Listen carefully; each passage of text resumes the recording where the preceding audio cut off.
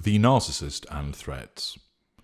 Narcissists use threats. They are part of the manipulative armory that we possess. But do all narcissists use them? And if so, is there any difference between the schools of narcissist? What are the purposes of threats? What is the aim of the narcissist in issuing a threat? What should you be looking out for?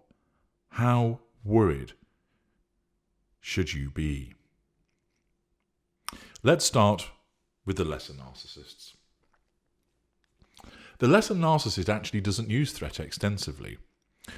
When the lesser narcissist does so, the nature of the threat will be rudimentary and sledgehammer in nature. And moreover, if a threat is issued, then if it is to be executed, it occurs almost immediately or pretty soon after the issuing of the threat. Like all forms of manipulation, we use manipulations in order to assert control over you and to gain fuel. There may also be the acquisition of residual benefits, for instance, the payment of money, use of equipment, keeping quiet about something. Our need for control is absolute, repeated, and utterly necessary. This applies across all of the schools, but manifests in different ways. This need for control is all about the instant, the here and the now. It's not about last week, and it's not about in a month's time.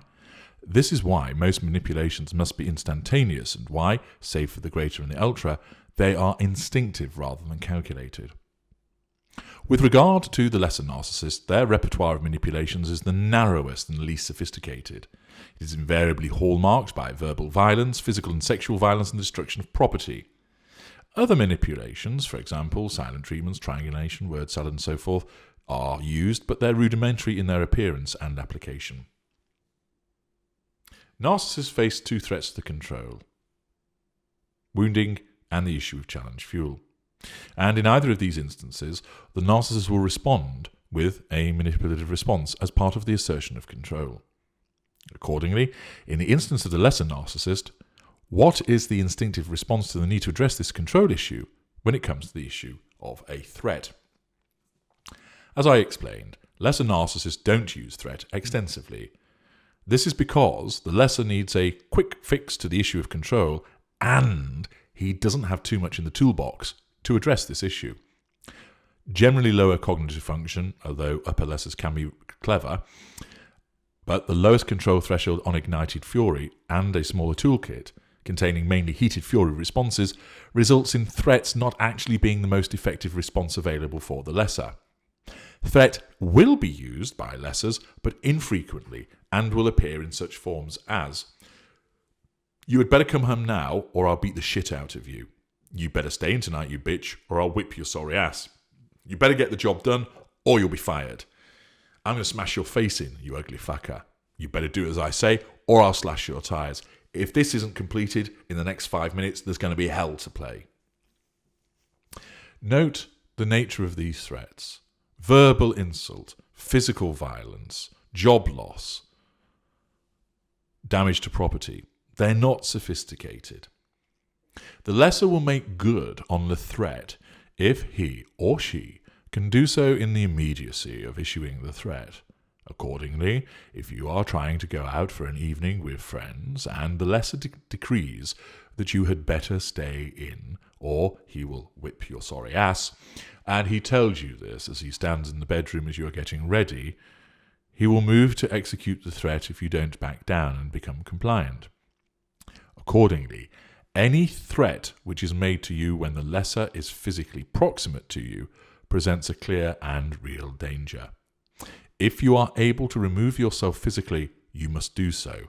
If not, back down, allowing the narcissist to gain control so the need for the execution of the threat subsides. If you wound the narcissist by making to leave, or you issue further challenge fuel, for instance, "I am going out, you fat slob, and you can't stop me," you can expect the threat issued by the lesser to be executed with unpleasant consequences. If the lesser narcissist is not physically proximate, then the likelihood of the threat will reduce. If he is 100 yards away and has telephoned you or messaged you issuing the threat, you can expect a high risk of execution of this threat. But If the lesser narcissist cannot actually get to you and or your property, or has to travel some distance to execute the threat, say drive across town, then the likelihood of the threat being executed will be reduced considerably. If necessary, report the threat, particularly if it is contained in credible evidence. For instance, somebody impartial witnessed it, or it is written or recorded. However, the lesser narcissist is far less likely to execute the threat because 1. The lesser narcissists prefer, instinctively, to expend the least amount of resource, and therefore having to do so to execute the threat means it's less likely to be executed. And 2. Their need for fuel means they will seek it from a closer appliance rather than, instinctively, risk no fuel and wounding by trying to get to you when it's difficult to do so. Accordingly, a lesser is far more likely to just do something, hit you, smash things up, insult you, than issue a threat. Where a threat is issued, expect its execution within a very short time thereafter, and if it has not been executed within that time frame, it is highly unlikely that the lesser narcissist will actually ever execute it. The lesser will, instead, have turned to an alternative appliance and asserted control over you by no longer engaging with you or smearing you. The fuel issue is met by the alternative appliance. Thus, your participation in the need for control and fuel essentially becomes redundant, of course, until the next occasion that you challenge the narcissist's control. Thus, expect the lesser narcissist to act immediately. Threats are not often used, and if they are, action will either follow soon, after, or not at all. The threat won't be subtle, it'll be brutal and obvious. The lack of facade management and rudimentary approach also means that the lesser narcissist, where threat is used, will invariably allow you an opportunity to gather useful evidence to use against the lesser within the forum of legal proceedings. What then about the mid-range narcissist? The mid-range narcissist is the greatest user of threat. It is used often, it may be grandiose in nature, it may be subtle and lacks specificity, and often contains with it plausible deniability. It is often issued through the application of a third party. Examples would include, you should make sure you come back home, because if you don't, I'm going to tell all your friends about how you've been mistreating me. Bad things happen to people who cross me. I am going to make your life hell, little lady. If you don't do it, I will post those pictures of you so your kids see them. You should know better than to mess with someone like me. I am dangerous. That was not very clever. You should watch your back from now on. Nobody does that to me. I will make you pay. I'm going to get the police onto you for what you have done. If you don't give me my possessions back, I will tell your parents, and what will they think of their little angel then? Note, in those examples, the lack of specifics in many of them. That is a very mid-range trait. The mid-range narcissist's grandiosity is such that he wants to cultivate the image of being some manipulative mastermind, but there is no actual evidence of them ever having done so, and they are unable to state precisely what it is that they will do. Some mid-range narcissists claim to be the puppeteering Svengali type, but when you try to gain specifics about how they operate in this way, they will be woefully short on any detail. You are misled into thinking they know what they are, but they don't know. They don't know that they are mid-range. They think they are a greater, yet they are not. Mid-range narcissists actually very rarely execute threats. Here's why. 1. For the mid-range narcissist, the power of this manipulation is in the threat, not its execution. 2. Execution takes effort, energy, and balls. Mid-range narcissists have little shriveled up walnut shrinky balls. Mid-range narcissists want to save effort, conserve energy, and they have these small shriveled balls because they are passive, aggressive cowards. 3. Whilst the execution of a threat is not pleasant, once it has been executed, the power has gone. The mid-range narcissist instinctively knows this. By keeping the threat hanging over you, it is far more powerful. 4. The lack of specifics works in the mid-range narcissist's favour. Again, this is instinctive, and it causes considerable fear in the victim, because this lack of knowledge as to what might happen sends paranoia and fear into overdrive, heightened by emotional thinking, and thus makes it more effective. 5. Facade management. The mid-range narcissist believes themselves to be a decent person, and therefore, by not acting on the threat, the facade is more likely to be preserved. 6. wariness of legal transgression. Although the mid-range narcissist's sense of entitlement and lack of accountability means he or she believes himself to be above the law and their actions are always justified, their increased cognitive function means that they have an instinctive awareness that issuing blunt threats and carrying out any threats would have negative consequences, damage to facade, interruption to fuel matrix, etc. Again, all instinctively known. 7. Grandiosity.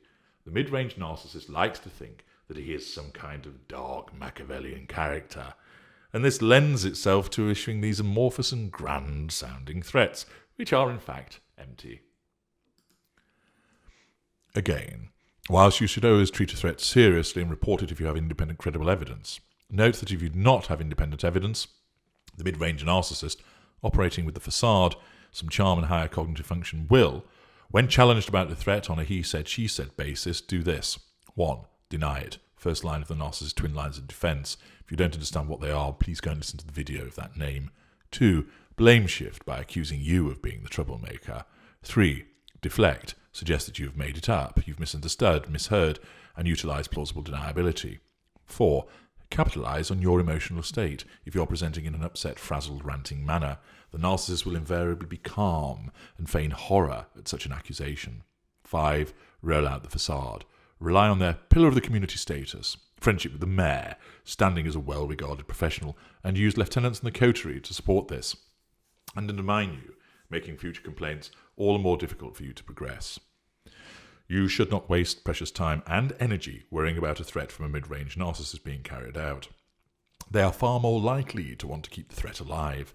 However, never call their bluff, as this is challenge fuel, and might just tip the balance so that the necessity of control demands a move from threat to execution. You are better served reporting it and not reacting directly to it, and certainly don't waste any time worrying about it.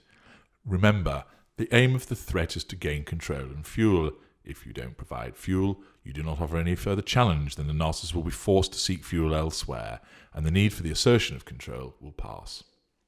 Finally, what about the greater narcissists and the ultra?